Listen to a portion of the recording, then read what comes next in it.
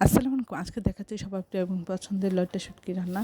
আমরা প্রথমে শুটকিটা এভাবে কেটে একটু তাওয়াতে একটু তেলে নিব, একটু গরম করে এপাশ ওপাশ করে একটু ভেজে নিয়ে আমরা ধুয়ে নেব ভালো করে।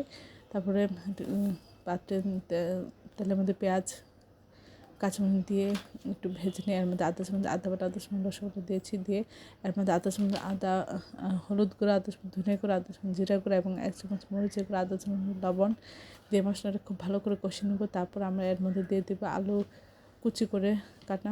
আলুটা খুব ভালো করে কষানো হলে এর মধ্যে শুটকি দিয়ে দিব আর কিছু রসুন এমনি না ব্লেন্ড করে এমনি দিয়ে দেবো আস্ত।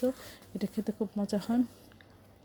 আমরা অনেকক্ষণ ধরে খুব ভালো করে কষিয়ে নেব। কষানো হয়ে গেলে আমরা এর মধ্যে ঝোল দিয়ে দিব। ঝোলটা শুকিয়ে মাখা মাখা হলে সব কিছু ঠিক থাকলে আমরা নামিয়ে পরিবেশন করব। অসম্ভব মজা হয়। আশা করি আপনারা একবার হলো এইভাবে এই শুটকিটা ট্রাই করে দেখবেন, অসম্ভব মজা। আর আমার চ্যানেলে সব রকম রান্নার রেসিপি রয়েছে, আশা করি আপনারা দেখবেন। এই ধরনের সুন্দর সুন্দর ভিডিও পাওয়ার জন্য আমার চ্যানেলটি লাইক করুন, শেয়ার দেবেন, সাবস্ক্রাইব করবেন এবং প্রিয়জনকে বেশি বেশি করে শেয়ার করবেন। আর এই সুন্দর রেসিপিগুলো একবার হলে ট্রাই করবেন। অসম্ভব মজার, অসাধারণ হয়েছিল।